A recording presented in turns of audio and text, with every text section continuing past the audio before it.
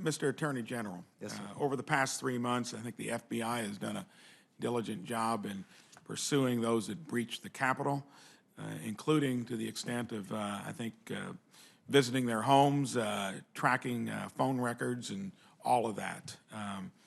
Curious, we had that incident occur that was horrific to anybody.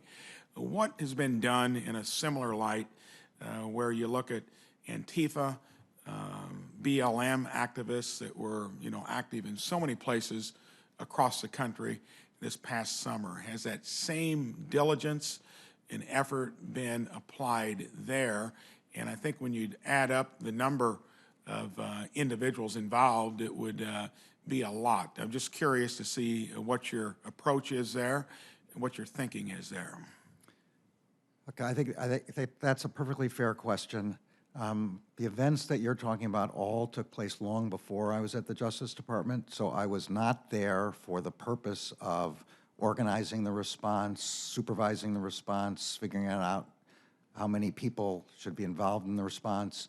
As far as I understand, in terms of the arrests and the investigations, they're largely completed, and long before I got here. The January 6th event occurred the day, I think, before my nomination, and as you can imagine, it's burned on my mind, and I promised that I would focus on that, and I have. And so I can account for my behavior with respect to the way we organized the January 6th response. I am sure that the Justice Department last summer was equally diligent with respect to the response to the civil unrest at that time.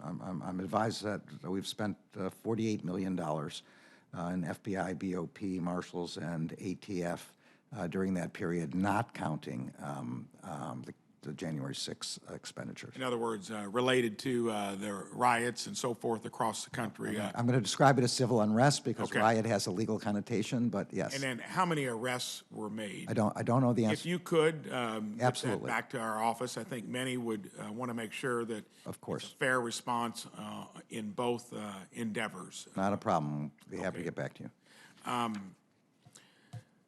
I'm ranking member on the Ledge Branch Subcommittee, where we've got to figure out resources that we're going to devote to securing the Capitol, making sure that Capitol Police are getting the resources they need.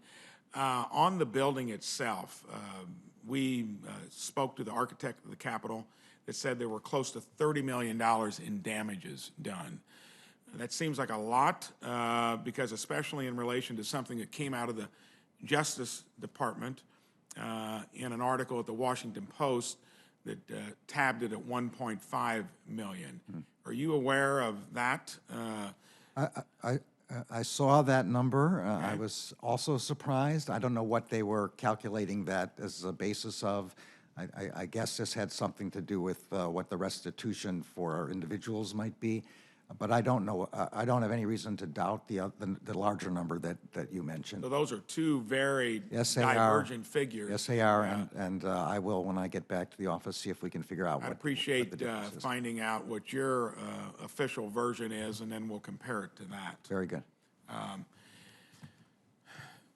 The declassified intelligence report on the domestic violence extremism released by the DNI in March identified abortion-related violent extremists as a principal threat.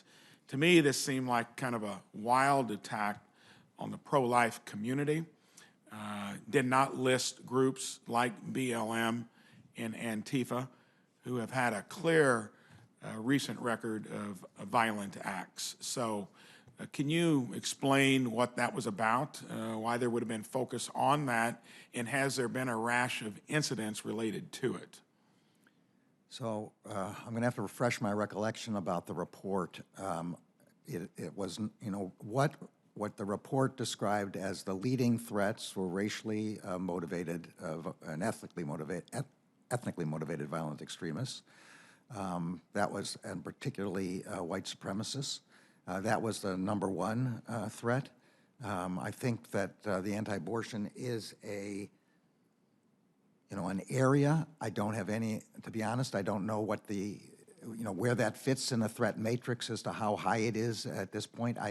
It's not my understanding that it is one of the ones that was listed at the high end of threat, but we can get back to you on where that's. If you would, evaluated. please. Of And I course. think the point being that if it seems like there's a disproportionate interest or emphasis on one category and not the other, it's going to raise some eyebrows and then also bring into the question of, is that effort being applied fairly across the board? Yes, and so in addition to the category of racially or ethnically motivated violent extremists, there is a separate category of anti-government or anti-authority violent extremists, and this would be where some of the anarchists that you were just talking about would fall into that bucket.